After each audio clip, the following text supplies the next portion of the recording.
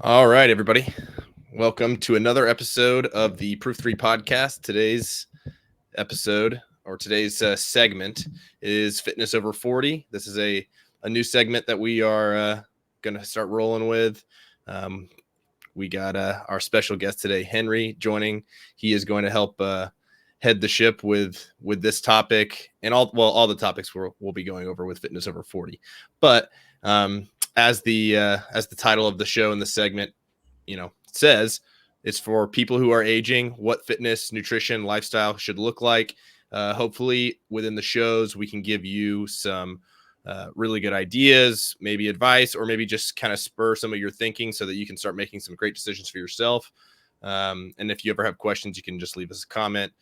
We were just talking, and if you've listened to any other episodes we've had, we're getting back to the live soon. So that would be awesome if we get some live questions at the same time. But that's how we're going to roll. We're going to get some awesome, some awesome information for you, and hopefully we can give you a little entertainment while we do it. But without further ado, this is Coach Henry, part of the Proof 3 team, his debut on the podcast. So I thought maybe we could start a little bit about yourself, maybe some cool early life stories, something maybe people don't know about you, because I'm sure a lot of some listeners will know a little bit about you if we're posting about it. But tell us about yourself. Yeah, absolutely. I'll start by saying that the main reason why I'm here is that I'm over 40. That's why Roman invited me in the first place, which I have no problem with. But anyways, that does have subject matter expert.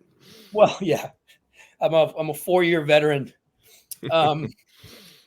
Yeah, but that actually has quite a bit to do, because I think that those who are over 40 will relate with some of the things that I'm going to say as far as my trajectory and my experiences with fitness and what brought me here. So, basically I've been a gym rat since I was 17. Went to the gym the first time, started lifting, and pretty much never left. Several iterations of sport. During that time, I was still playing football. So that was the summer after my senior year in high school. So I was going over to hopefully play at Duquesne, and I was playing semi-pro ball here in Puerto Rico. I actually did that till I was 30. So training was kind of directed around that. What's important there is where we were getting information and whatnot. And anybody who's over 40 now will relate to that, because yes, there was dial up.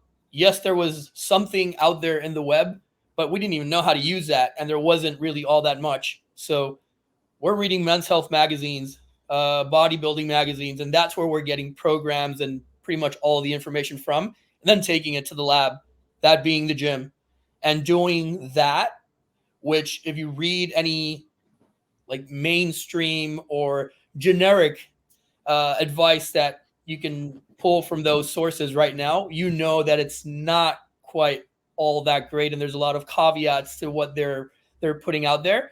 So we actually went through all that and did all the stupid shit, the good and the bad, that was involved in that for years. And then a decade later, maybe like, ooh, I think this works because I've done it several times in different iterations. So I'm going to stick to this and then pull from over there. And you're trying to Frankenstein these programs to kind of figure out what is an ideal, the ideal program. During that time, right from then to now, I said I was involved in several sports. I did some cycling and competed in cycling for a little bit, mainly criterium races, so faster paced races. And that was like my intro to endurance sports. When I was cycling, I knew that I wanted to do triathlon. I knew that I wanted to do an Ironman, but that was kind of put on hold because I stopped cycling for, I want to say like 2 years. And then a couple years later decided like, yeah, this is the time. I want to get into triathlon and try that. So I did that for a couple years. It went well. Also had my mistakes that I made there that I see a lot of people making, by the way, and trying to fast track that progress and whatnot.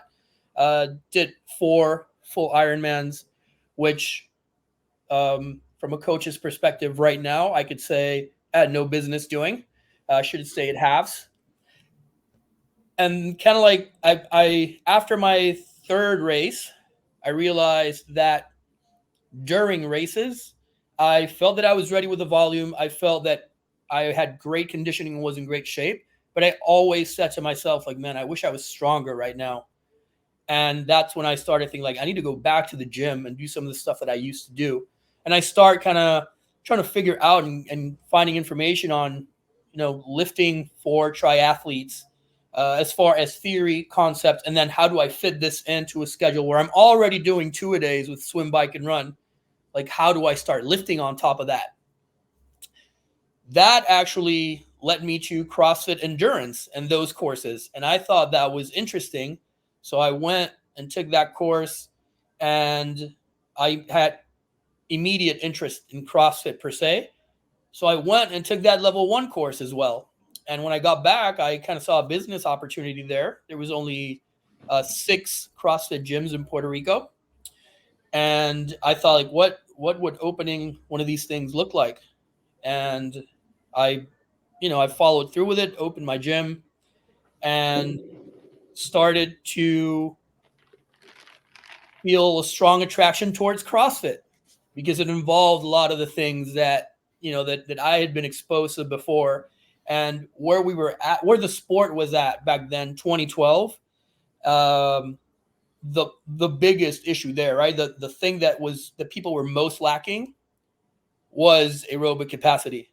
And anybody who got into the sport, like, ooh, I want to lift a ton, I want to snatch a ton, muscle ups, and they would fail because they just couldn't go hard enough or long enough and didn't want to do the actual volume of aerobic work that was required. And that was already built in.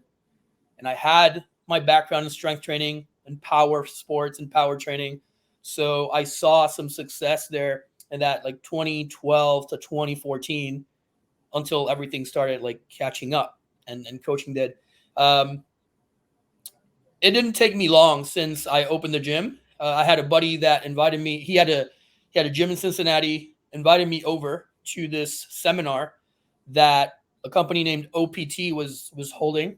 And the person that was going to run that athlete camp was James Fitzgerald. I'm like, well, I don't even know who that is, but sure, I'll go and see what's up. And that was a game changer. Everything that I was asking myself as a coach and as an athlete, it was addressed there in that seminar. So I looked into that a little bit further, got into CCP, got through that, and immediately I knew that I wanted to have an individualized design or individualized coaching gym, and that's where I wanted to take things, and that's what I believed in. Like, I could really get behind those concepts and that idea. So, eventually OPT becomes OPEX. I stayed kind of a little bit involved with the company because, in the sense of, like, I'd hire James every once in a while to do to sit down with me and chat a little bit and bounce ideas off of him. They would reach out and ask me to write a blog on a particular topic, and I did. So there was still a little bit of a connection there. And then it was 2015 when they reached out and said, like, hey, we're starting this thing called OPEX Global.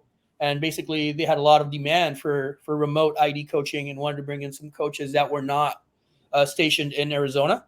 And that's kind of how I joined the organization, and, have been a part of remote individualized coaching for, what was that, 9 years, until recently when we became Proof 3.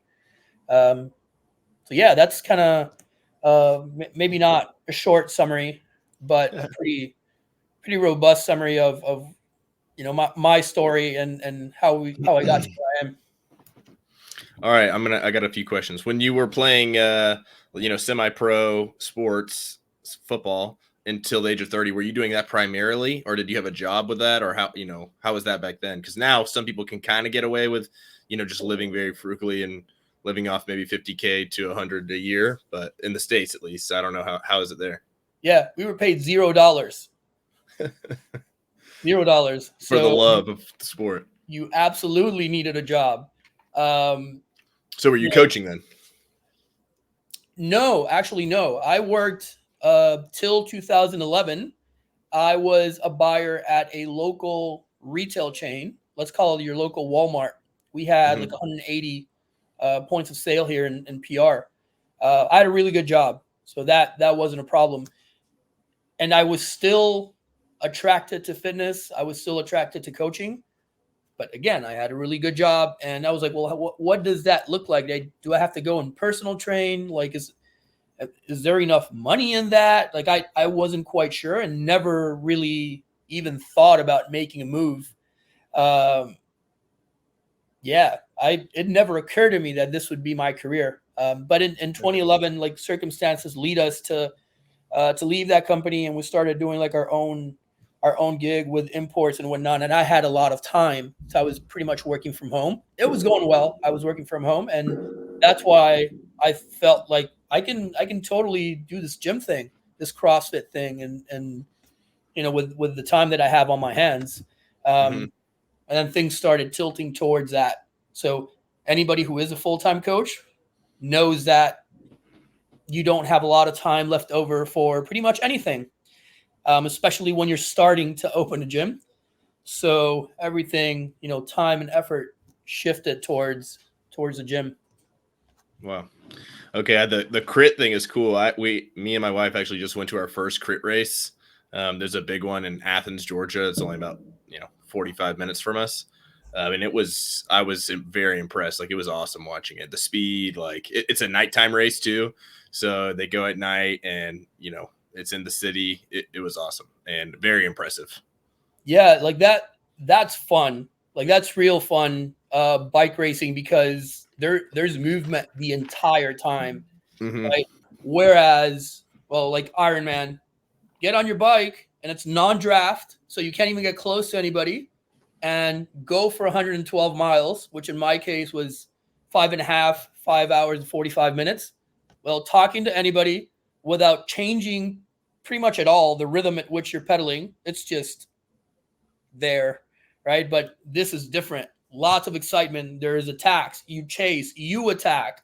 There's accidents. So you're kind of trying to bike around these things and jump over people. Otherwise, you get caught in it. It's kind of like a little bit higher adrenaline or more extreme version of it, if you will. Yeah, it was like NASCAR, and then with like the changing and like the teams, because luckily a friend of mine that trains at our gym, he went there and he was a pro rider here before, so he was explaining it the whole time. It felt like I had a little commentator, but he was telling us, like, at the beginning of the race, like, these guys could hold on to the lead for a while, but likely all these guys are transitioning. He's like, just watch, like, by lap 40 or whatever, these teams are going to move here. And like, everything was happening with what he was saying. And then by the end, this, like, the team that was like kind of in like the top 75% of the pack the whole time, he's like, wait, in these next like 2 or 3 laps, they're all going to be together and they're all going to take the lead. And it like exactly happened. It was impressive.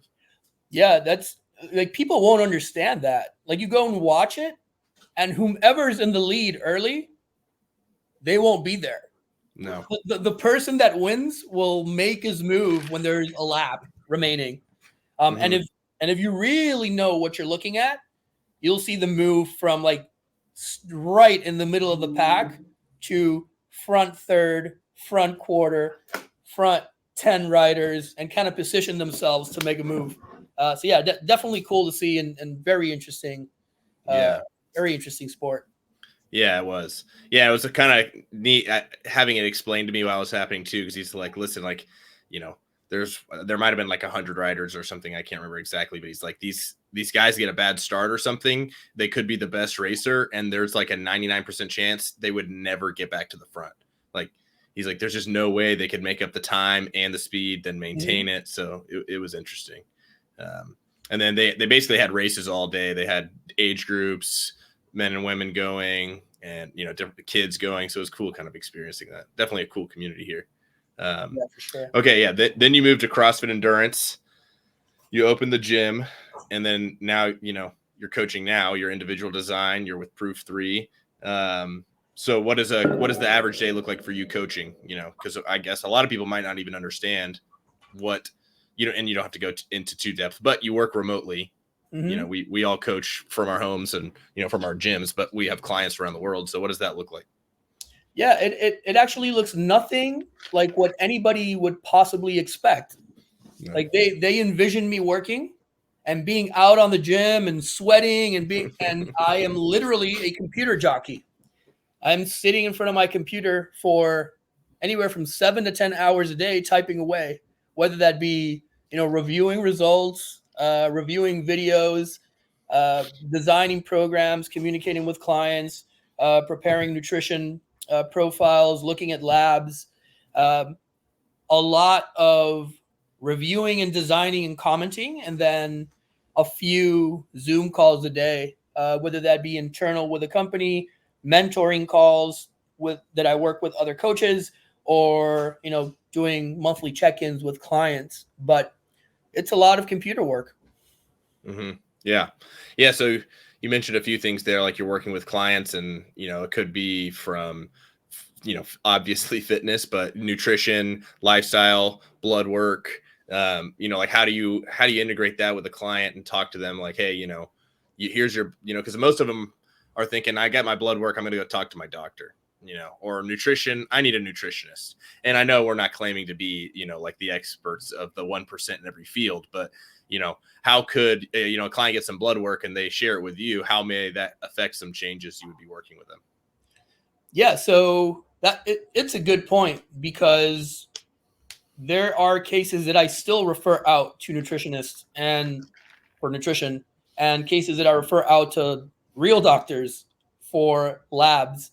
Um, but we are looking for, or our intention is to offer an inclusive approach. Um, I would almost guarantee 99% of cases, if you follow the doctor's protocols for labs, some nutritionist diet, and a coach's exercise program, it's not going to work unless somehow it's a cohesive unit and they're like one's working with the other and whatnot. Because it's very easy to tell your nutritionist, I want to get ripped, and they put you in a big cut. Then you come to your coach and say, you know, I want to squat 500 pounds. I'm currently squatting 300. And you put together a program that assumes that you're eating a lot and resting a lot and whatnot. And then you're coming to your doctor saying, like, I don't know what's possibly wrong with me. I feel like shit. I have no energy. I feel weak, you know, low libido and whatnot. And the doctor thinks there's actually something wrong with you and doesn't know that you're under eating and overtraining. So what we do is, you know, try to cover that, let's call it the middle 80% of that, where there's maybe like 10% up top and 10% at the bottom that we aren't quite qualified or even willing to go out there and offer direction on. But we'd like to keep it as tight as possible so that what you're doing in the gym is supported by your nutrition, and whatever you're doing for supplementation and maybe other lifestyle habits, as per what labs would suggest, that all kind of works together and in synchrony and harmony. Yeah, because I don't want to say, you know, because a great coach is more inclusive, like what you're saying, but you could have a really good or a great coach, a really good or great nutritionist, and maybe even a really good and great doctor, and it still isn't going to work because if they're not, like you said, you know, you're driving yourself into the ground because you love intensity and you're under eating because, or even maybe you're just put on some fad diet and maybe it's not a great nutritionist and it's not, you know, maybe you're high fat and you're trying to get some strength goals, or like you're only eating protein and you're low carb and low fat and you're trying to get strong. Your doctor sees some blood work and is like, you know, maybe the doctor's just pushing some, you know, some vitamins or medication or maybe even TRT or something like that. And when it's really not the right case for this person, because it could be for another, yeah, it just turns into something where like you're working really hard and probably spending a lot of money trying to get to the right place when you don't realize you're going the opposite direction, and it's going to make it even harder to make a U-turn and start getting back up, you know, climbing the mountain. Yeah, for sure. And just to back up a little bit, nothing wrong particularly with any of the fad diets. Nothing wrong with TRT. Anything will work for someone. Mm-hmm. The point is that right for you right now? And if so, if that's if that wants to be the center, you want that to be the centerpiece of your program, we run that. Nutrition, Yeah. whatever, let's say, whatever it is, we deem that it's appropriate and we're doing that. How will that affect training? And how how much do we act on labs knowing that it can be a byproduct of what you're doing over here? Mm-hmm. That's the entire point. All of them have to do with one another. You can't try to overshoot over here individually and then hope that it all comes together and works for you. Yeah. Yeah. Cause you get labs back, your total testosterone or your test is a little bit lower. And, it could be as simple as like, what time do you wake up at 5 a.m. every day and you go work out and you drink a glass, a couple glasses of wine or, some alcohol every night. You know, a coach uncovering this kind of stuff, it could be really simple where you see a huge, not that you might not need some type of intervention eventually, but, you could see, a doubling of your numbers just by making some minor changes where, if you're working with an individual coach that, that's like the basics that we're covering in initial calls. We're not, this isn't even down the road. So, it's kind of the beauty in the individual design and where we fall as coaches, because, we're aiming for that. Whereas, other people who are really good at their field, they're going to narrow their scope, and not that that's a bad thing, but that's just the best way they can serve people for now. Yeah. I mean, that's what they do. And then we do what we do. And if we want to tie that up to the whole, right, to the whole purpose of our original discussion, Mm-hmm. give me any 40-year-old that is saying, I don't quite feel like I used to. I'm feeling a little bit tired, which will resonate with the vast majority of them. A lot of them will be hesitant or push back if I ask about sexual performance or libido. But if I ask enough questions, they'll all agree that it's not the same as it was before, as when you were 18, for example. Mm-hmm. And then they'll all say, I'm either finding it harder to lose fat, or I feel like I'm losing muscle. Like, this is going to be what almost every 40-year-old out there is going to be saying. To any of them, pump some testosterone, have them take DHEA. They're going to feel fantastic for 3, 6, 12 months, maybe 2 years. That doesn't solve it. It's just a patch to kind of get you moving right now. A lot of times that is necessary to give you a boost. But why is it that you're feeling all of these things? Because if we don't work on those, you'll end up just needing higher doses of all of the above until, like, now it gets to a point where this testosterone dose stopped being hormone replacement and is looking more like a steroid program. Cycle. And that was not the issue. I mean, that was not the point of it, right? Yeah. So. Okay. Yeah. Because, when I'm thinking initially, like, hey, someone's over 40, the principles or, the things that I would say to somebody are not all that different. It's more just the aim might be a little different because, a child, they, everyone would argue like, I obviously my kid needs to be eating good food, for what they think is good, but I want my kid to be growing. I want them to be healthy because they are growing. And for some reason they're like, well, I'm 40. It's done for me. Like, there's no point now, but they're not really seeing the quality of life could be amazing from 40 to 70 or 40 to death.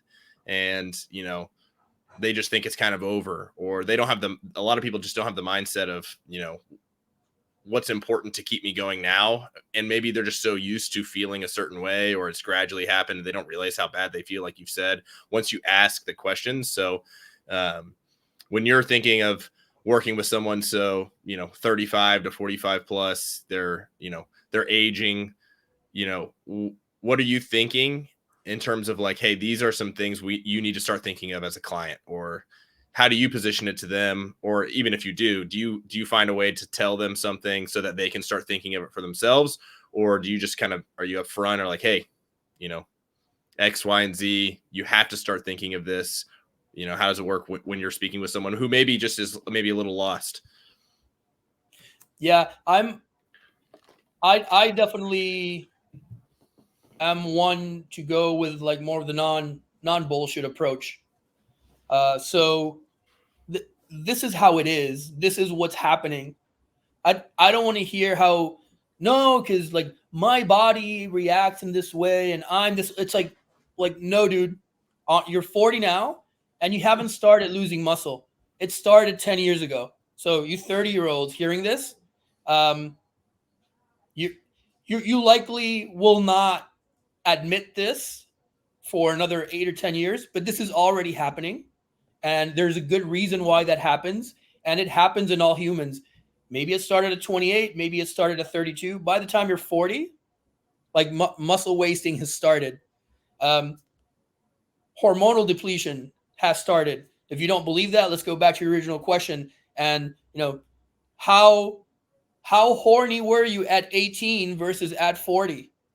Like, please don't tell me that you're exactly the same way, because Yeah. I mean, God knows I wasn't, or I'm not. So like these things are happening, and do you need to be horny to feel great and look good? No, but that's an indication of hormonal status, of the resources that you have available. Also, do not use age as an excuse for kind of letting yourself go. Yes, I already mentioned that, there's things happening that are inevitable, and, nature and biology will run its course. You have fewer resources, which is why your decisions and your habits need to be more on point. There's less wiggle room, less margin for error for you to be able to see success. Is it harder when you're 40 than when you're 25? Absolutely. But don't tell me that it's impossible. And then, especially not where we're at today with the advancements of medicine and what you are able to do to level that playing field and, again, give you that little boost to kind of, stop the decline and allow you and buy you some time to fix things via exercise, nutrition, and habits that will maybe get you on the uptick again. The reality of it is it's going like that. It's going down. And what we're trying to do is push that curve up and slow it down as much as possible, so that we can hang on to our fitness for as long as possible, hence our quality of life, vitality, etc. Yeah. So leading into now the training, or even some nutrition more specifically, and we'll probably just have some full episodes on this. When you're thinking of considerations for a 40-year-old, like you just said, hormones change, you're already muscle wasting, and it's really probably going to just increase a little bit more if you're not combating that. Mm-hmm. Even if you are, it's still happening unless you are maybe supplementing with something that's going to help you not do that. But like, what's a training consideration when you're like, hey, this person says, let's just say they're saying the right things. Like, hey, I don't want to lose muscle anymore. I want to work hard and I want to, I want to improve my lean body mass because I want to be healthy, not because I want to be jacked. Like, I just want to feel good, look great. I love the gym. What are some considerations in the training when are you like, I'm, being facetious? Are you like, okay, we're going to do, some high intensity 3 days a week, and we're going to, be in the gym out, in and out in 45 minutes, or spend 2 hours in the gym? So what are you thinking of for, let's just say, general fitness for somebody? Yeah, I don't need to know the person's age. I don't need to hear them talk. I don't need to see them visually in front of me. If they send me a text and I've never seen this person, and they say, like you said, I want to look good and I want to feel good and look great, I don't care if it's man or woman, boy or man, whatever person, whatever human I'm talking to, you're going to lift weights and you're going to do low intensity aerobic work. That's what you need for that goal. I don't care what age, what their age is. What goes inside of that is age, gender, experience appropriate based on the individual. But deconstructing it to what does training look like?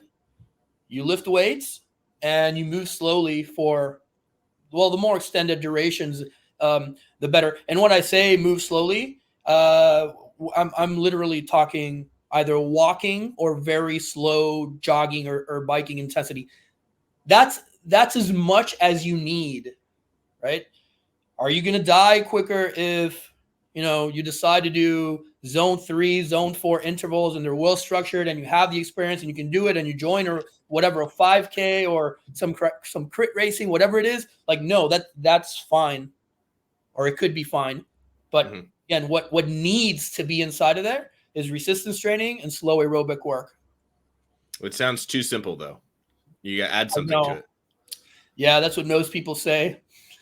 Unfortunately. Yeah, they hear that, but then they don't realize the other challenges that come from just doing that. Because that, honestly, it sounds amazing. Just just doing some resistance training. Maybe and especially if you're inexperienced, there's so much you could learn within the gym, and then you could really enjoy time. And with a low intensity, easy work, you could listen to music, listen to podcasts, you could talk to people, you could have alone time. There's a vast things you could be doing, a vast amount of things that can make this style of training really enjoyable. And you don't need to be in the gym, 6 days a week. You don't have to. You could if you want to. Like you said, you can do more and do it safely. Hence that's a great reason to hire a coach. And then with nutrition, with that, the only simple answer needs to be like, it better be like, something super fad, because there's just no way someone's going to believe it unless that's the way. So if someone came to you, same question, and was like, what should be my first approach? Because this could also, there's a lot of things that could muddy the water and make it more difficult or just more complex. But hey, I just want to be at a healthy weight and I want to feel great. And I don't have any, major health conditions. What does it look like for them? Yeah, I actually think that nutrition is a little bit more convoluted in at least in what I'm willing to offer with a blanket statement. Again, name the fad diet. I can immediately think of one client of mine who would do well with that diet, at least, even if it was for a month. I got 3 clients that if they wanted and they said, how about plant-based diet? I think it's a great idea for them to do for 30, 60 days to, detox a little bit, just get stuff moving and deloading protein from tissues and whatnot. Like that could be appropriate. So again, anything could work for someone at a given point in time. Eat whole foods is as far as I can go with the specific nutrition topic.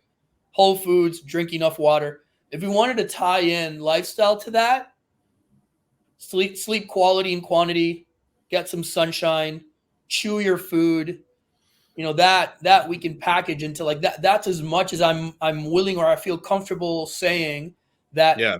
Whatever else that individual needs, whatever other protocols we need to stack up on that, those things are non-negotiable. Everybody's going to do better with whole foods versus processed foods. Everybody's going to do better with proper hydration than dehydration. Everybody needs sleep, sun. Like everybody needs that. Yeah. But there's a lot more to kind of unpack and look into with individuals. One thing that I tell my clients when logging food is an issue, and I get it. Logging food sucks. And I'm very adamant on that, at the very least, to see where you're at, what you're currently doing, how meticulous you are when you weighed that food. Like that's all part of the assessment. So I want to see that. And a lot of people will say no, just tell me what I should be eating. Like, here's the problem with that. If I were going to tell you what you should be eating, I'm more than likely going to give you some iteration of what I eat because that's my bias. And that program may be solid, and then I give this to you, and you come back and say, oh, that's fantastic. Now, I don't like red meat. I don't like broccoli. I prefer sweet potato over regular. It's like now it's a matter of preference. And though all of those are fine in there, right? Not to mention what happens to people that actually cannot digest red meat. well, and maybe they don't even know it that they're having issues with that.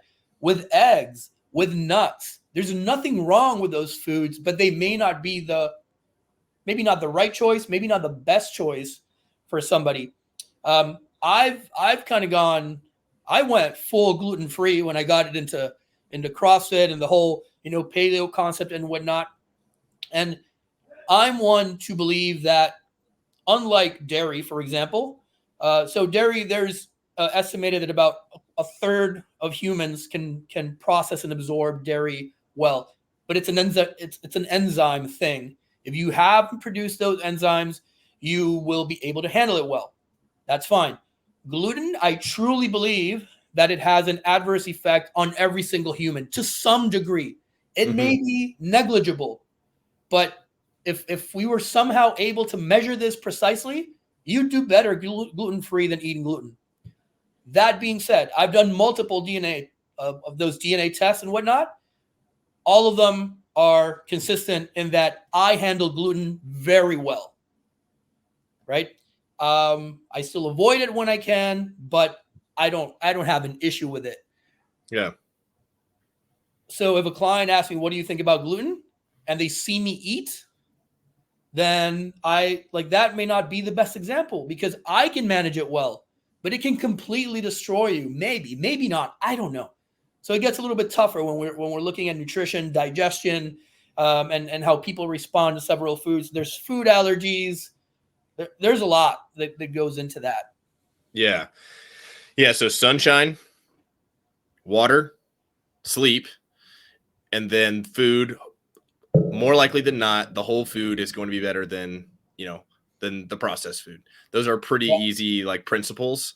And maybe a fifth in there, and you kind of alluded to it, if it's bothering you, if you just can't handle it, maybe you shouldn't, if you have diarrhea every time you eat something, even though it's a strawberry, maybe you should pull that out for a little bit. Yep. Even though people are so attached to something being healthy or something being bad, which, it's interesting, but if it's causing you issues, just stop. Yeah. Research maybe why, but stop. Yeah. I've worked with multiple clients whom, when I dig a little bit into digestion and poop health, they'll say oh no, I'm pretty liquid pretty much the entire time. And I've seen the doctor, I've seen multiple doctors. They can't quite find anything in labs. They just tell me, well, yeah, that's your digestive system. You're okay. And I'm like, no, I'm sorry. I don't know the doctor. I don't know what my argument will be right now, but he's wrong. There's no way that a human should just be okay and resign to I'm just going to be pooping liquid for the rest of my life, and it's just how my digestive system works. That, sorry, but no. There's definitely more to that. Yeah. And that it's overlooked because, unfortunately, I don't want to say it's normal, but it's pretty common. Bad digestive health is very common right now amongst, I'd say, people everywhere. Yeah. I tell people if they don't have if their nutritionist doesn't ask about their stool, you should fire them, because it's direct feedback and extremely important. Yeah, I agree 100%. And go back to basic catchy phrases. Never mind what you eat; it's what you can absorb. So the best, again, going back to what I eat, it works fantastic for me. It may be completely off for you. Yeah. Yeah. I feel like the younger generation, including, I'd say probably people that are, maybe 35 and under, maybe even closer to 42, there was a big boom in, packaged foods, how efficient you could be, how quick something, how easy it was. And, Pop-Tarts, honey buns, things that were breakfast foods that are not for breakfast that people just kind of grew up eating, including myself, especially when I was younger, and just people not knowing better, or parents maybe not even knowing how much you're eating, and a lot of issues. I have a lot of friends, family, they're having these issues now when they're approaching 30, and they're like, yeah, I just realized I finally talked or heard or read something, and I shouldn't be having diarrhea every other bathroom, break, or I shouldn't be going to the bathroom 4 times a day. Or, I shouldn't be feeling like this. And then they make these changes and they're like, wow, it's actually helping me. So people are probably just so unaware, and parents are ignorant, not like they're an ignorant person. It's just, they don't know, what could be happening, or that like, that might be normal for them too. And they're like, no, that's normal. Like, yeah, you have bad bathroom times often. That's just normal. Yeah. And I think earlier this week, I posted on this on, well, it was on what you should be doing for your kids as far as nutrition advice. But I mentioned that I grew up on fast food as well. We didn't know any better. And like thinking back, well, my mother had the best intentions. Like she would, you're Mm-hmm. gonna laugh at this. She would like literally say, like, no. You're not going to McDonald's. We're going to Kentucky Fried Chicken. Because she thought, like, well, chicken's better than a Big Mac. Mm-hmm. That's somehow what she understood, and she had the best intentions, but this is the kind of decision that we were making back then to eat healthier.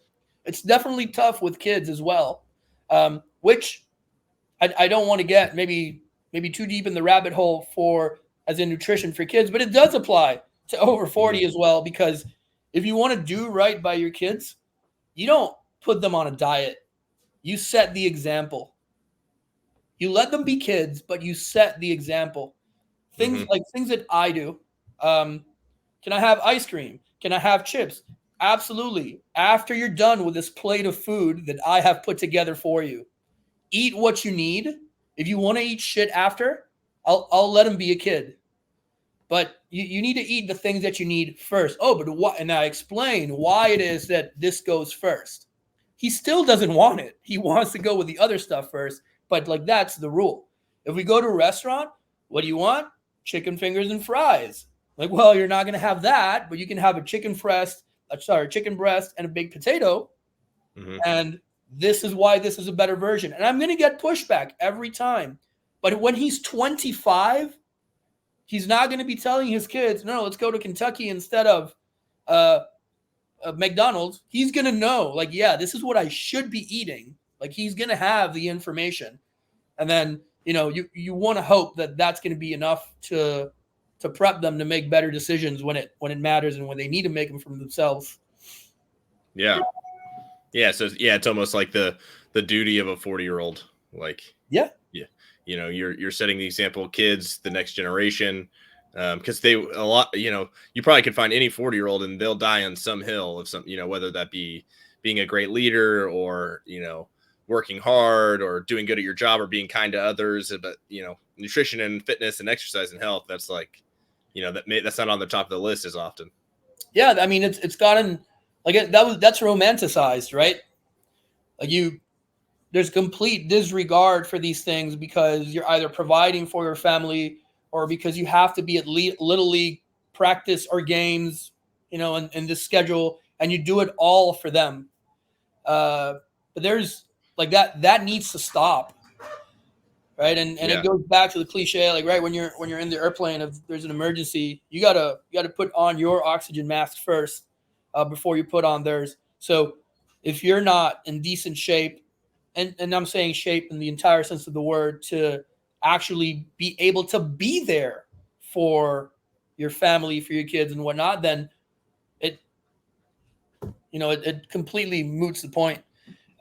So yeah, I know it's tough. I've been there. I've said those things and I've felt overwhelmed by I need to do all of these things and I'm not willing to budge on these 90 minutes that I'm going to work out. Right? It gets tough because like your brain wants to go there. Like, well, maybe just don't work out today or do less or but I just don't, I cannot, I am unwilling to touch that. Like that needs to happen because of long-term effects and because I feel defeated if I allow myself to kind of give up that time to do something else. Mm-hmm. And maybe I take it a little bit too far, but I think we should be thinking along those lines and really respecting the time that we set aside for for coaching. And that applies to work as well. Like I don't care what the emergency is that my client's having. We need to talk, and I'm like, well, I'm not available for 90 minutes. Like that, I need that. Otherwise, well, just for starters, that's burning on the back of my head, and I won't be a good coach to you.